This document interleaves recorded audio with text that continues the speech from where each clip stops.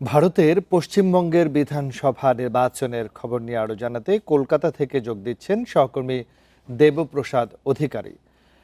দেবপ্রসাদ, ইতিমধ্যে আমরা ফলাফল জেনেছি। এই ভরাডুবির কারণ আসলে তৃণমূলের যে বিষয়টি দেখছেন সেটি নিয়ে আসলে কি আলোচনা রয়েছে এবং বিজেপির এই নিরঙ্কুশ বিজয়, এগুলো নিয়ে আসলে একটু আলোচনা শুনতে চাই।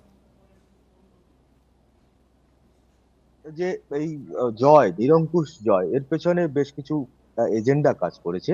অন্যদিকে তৃণমূলের যে ভরাডুবির যে প্রসঙ্গগুলো আছে, রাজনৈতিক বিশ্লেষকরা এখন যেটা মনে করছেন যে তৃণমূলের ভরাডুবির পেছনে বেশ কয়েকটি কারণ রয়েছে। তা কারণগুলো হচ্ছে, একটি হচ্ছে স্বজন পোষণ, দ্বিতীয়ত হচ্ছে দুর্নীতি, সীমাহীন দুর্নীতি, যেটা 200-র বেশি সার্ভিস ও ফিচারে লেনদেনের সব বিকাশ অ্যাপে সম্ভব। বাংলার মানুষ এই মুহূর্তে বলছে। কারণ এই মুহূর্তে আলোচনার কেন্দ্রবিন্দু প্রত্যেকটা জায়গায়, অর্থাৎ চায়ের দোকান থেকে প্রত্যেকটা টেবিলে আলোচনার জায়গায়, যে বিজেপির কেন এই উত্থান এবং তৃণমূলের কেন এই পরাজয়। এছাড়া আহ, যেটা হচ্ছে সীমাহীন দুর্নীতি বলতে, শিক্ষক নিয়োগ দুর্নীতি যেটা ঘটেছে, সেই শিক্ষক নিয়োগ দুর্নীতিতে প্রায় আপনার জানেন যে প্রায় 26,000 শিক্ষকের চাকরি গেছে, যারা চাকরি পেয়েছিলেন এবং তারা সেই চাকরির থেকে চাকরিচ্যুত হয়েছে সুপ্রিম কোর্টের নির্দেশে। এবং আহ, এক্ষেত্রে আরো বিষয় ফ্যাক্টর কাজ করেছে। সেই ফ্যাক্টর গুলো হচ্ছে এরকম যে ভাতা দিয়ে যুবকদের আহ, একত্রিত করে রাখার চেষ্টা, অর্থাৎ যুবকদের কর্মসংস্থানের ব্যবস্থা না করে সেখানে ভাতা মানে যুবশ্রী ইত্যাদি ইত্যাদি দিয়ে যে ভাতার প্রকল্পগুলো ছিল, সেই প্রকল্পগুলো দিয়ে তারা যুবককে একত্রিত করে রাখা এবং ভোটটাকে শুধু পাওয়ার জন্য এটা ব্যবহার করা হয়েছে। তৃণমূল কংগ্রেস এরকমটাই দাবি করছিলেন বিরোধী রাজনৈতিক বিশ্লেষকরা।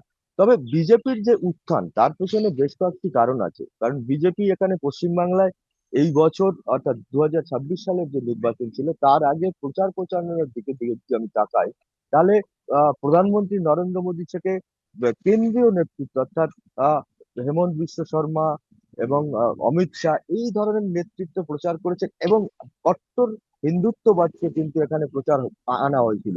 এবং তাদের যেটা দাবি ছিল, বিজেপি যেটা বারবার করে বলতে চেষ্টা করেছিলেন, যে মহিলাদের সুরক্ষা, নারী সুরক্ষা, এই নারী সুরক্ষার উপর জোর দিয়েছেন। কারণ এখানে যারা ভোটার রয়েছেন, সেই ভোটাররা নারী সুরক্ষার দিকে সবসময়, কারণ আপনারা আরজিকর ঘটনা জানেন, এবং আরজিকর কাণ্ডে যে ঘটনা ঘটেছিল, তার আরজিকরের যারা অপরাধী তারা কিন্তু এখনো পর্যন্ত বিচার পায়নি। এবং একের পর এক আহ, আহ, তৎকালীন মুখ্যমন্ত্রী মমতা বন্দ্যোপাধ্যায় বারবার যেটাকে আড়াল করার চেষ্টা করেছিলেন, যে এই এর সঙ্গে যোগ রয়েছে তৃণমূল কিছু নেতৃত্ব, যেটা বিজেপি দাবি করেছিলেন। অর্থাৎ নারী সুরক্ষার দিক থেকে কিন্তু অনেকটাই পিছিয়ে ছিল তৃণমূল কংগ্রেসের সরকার। এটা একটা তৃণমূল কংগ্রেসের মাইনাস পয়েন্ট, যেটা রাজনৈতিক বিশ্লেষকরা মনে করছেন। এবং চতুর্থ যে পেছনে পড়ার কারণ রয়েছে, সেটা হচ্ছে অভিষেক বন্দ্যোপাধ্যায়, মমতা বন্দ্যোপাধ্যায়ের ভাতিজা।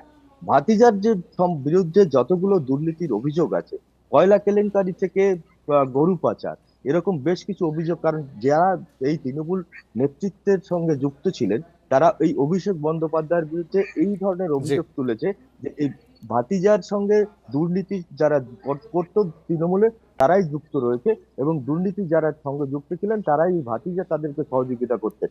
যেটা ডায়মন্ড হারবার মডেল বলে বলা হতো, সেই ডায়মন্ড হারবার মডেলে কিন্তু একেবারেই দেখা গেছে যে এই দুর্নীতির সঙ্গে যুক্ত।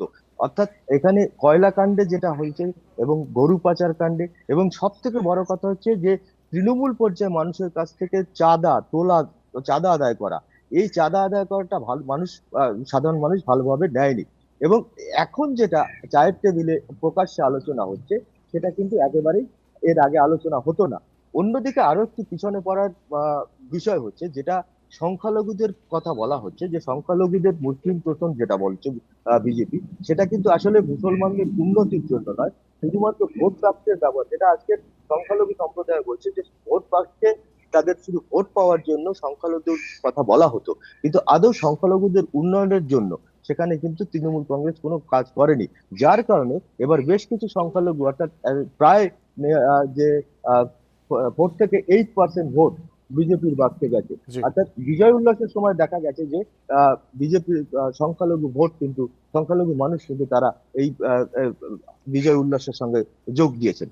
জি। এখন সর্বশেষ যে পরিস্থিতি, তাতে একটা জিনিস যে এখন বিজেপির কাছে চ্যালেঞ্জ হচ্ছে যে এই যে প্রতিশ্রুতি এবং একের পর এক প্রতিশ্রুতি দেওয়া হয়েছে নির্বাচনের সময়, সেই প্রতিশ্রুতি কতটা পালিত হয়। বাস্তবায়ন কারণ হয়, জি। নির্বাচনের সুরক্ষা এবং তাদেরকে যে নারী সুরক্ষা এবং কর্মসংস্থান, শিল্পায়ন, এই এতগুলো বিষয় রয়েছে, যে বিষয়গুলো কতটা এই সরকার পরবর্তী সময় অর্থাৎ পরবর্তী 5 বছরে পালন করতে পারে সেটি সাধারণ দেখার মানুষের বিষয়। জি, দেবপ্রসাদ, আপনাকে ধন্যবাদ। ভারতের পশ্চিমবঙ্গ থেকে বিধানসভা নির্বাচনের ফলাফলের সর্বশেষ পরিস্থিতি জানাচ্ছিলেন আমাদের সহকর্মী দেবপ্রসাদ অধিকারী।